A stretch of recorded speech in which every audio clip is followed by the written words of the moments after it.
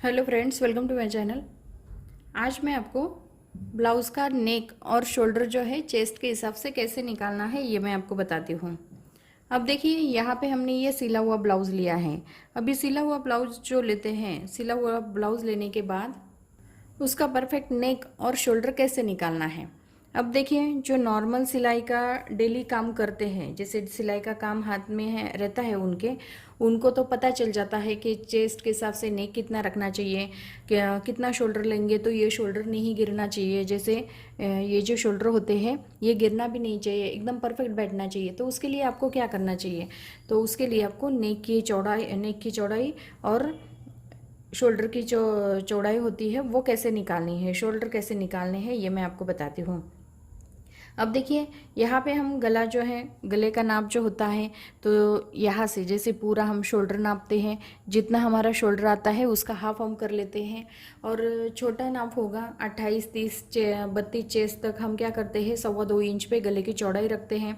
और आगे का जो शोल्डर होता है, जितना हमारा शोल्डर आता है, शोल्डर का हाफ हम कर लेते हैं।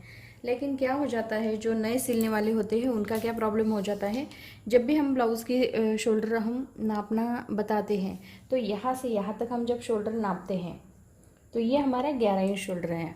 अभी गले को आपको अच्छे से रखना है। फिर यहाँ से यहाँ पे हमारी स्लीव जो जॉइंट हुई है, यहाँ से ये यहाँ तक दूसरी स्लीव जॉइंट हुई है, यहाँ तक आपको ये शोल्डर का नाप जो है वो लेना पड़ता है। जितना हमारा शोल्डर आता है उसका हाफ आपको करना पड़ता है। लेकिन कभी कभी क्या हो जाता है, जैसे जो नए सिलने वाले होते हैं उनसे क्या हो जाता है, जैसे इस तरह से गलत थोड़ा सा रखने से शोल्डर जो है वो बढ़ जाता है, या थोड़ा सा इस तरह से पास रखने से हमारा शोल्डर जो है वो कम पड़ जाता है। जो परफेक्ट शोल्डर है वो नहीं निकाल पाते। तो इसीलिए मैं शोल्डर नापने का तरीका भी आपको बताऊंगी। अब देखिए, यहाँ पे मैं आपको गले की जो चौड़ाई है वो कैसे रखनी है ये मैं आपको बताती हूँ। जो छोटा नाप होगा, जैसे 30 इंच, 28 इंच और 32 इंच के लिए आप 2.25 इंच पे गले की चौड़ाई रखेंगे तो भी चल जाता है। और उसके आगे का जो आगे का चेस्ट का नाप होगा, जैसे 34 इंच, 36 इंच, 38, 40, 44 के लिए आप 2.5 इंच पे गले का मार्किंग करना है। उसके बाद ये शोल्डर जो है, ये शोल्डर नहीं नापना है, आपको सिर्फ एक ही शोल्डर नापना है। अब देखिए, यहाँ से यहाँ तक हम पूरा शोल्डर नापते हैं, लेकिन जो नए सिलने वाले होते हैं उनसे थोड़ा सा इधर उधर हो जाएगा तो आपका शोल्डर जो है वो परफेक्ट नहीं निकलेगा। इसीलिए आपको मैं ये बता देती हूँ कि गले की चौड़ाई जो है, जो मैंने आपको बताई है, छोटा नाप होगा तो आपको 2.25 इंच पे रखनी है, और बड़ा नाप होगा तो आपको 2.5 इंच पे रखनी है। उसके आगे आपको शोल्डर जो है, ये शोल्डर जो है वो नापना है।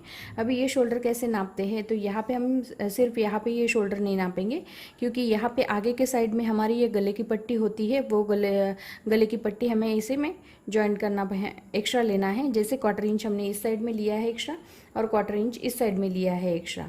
इससे क्या हो जाता है, यहाँ पे हमारी जो स्लीव जॉइंट होती है, स्लीव जॉइंट होने में यहाँ पे भी सिलाई में चला जाता है, और यहाँ पे हम पाइपिंग जो लगाते हैं पाइपिंग में भी चली जाती है।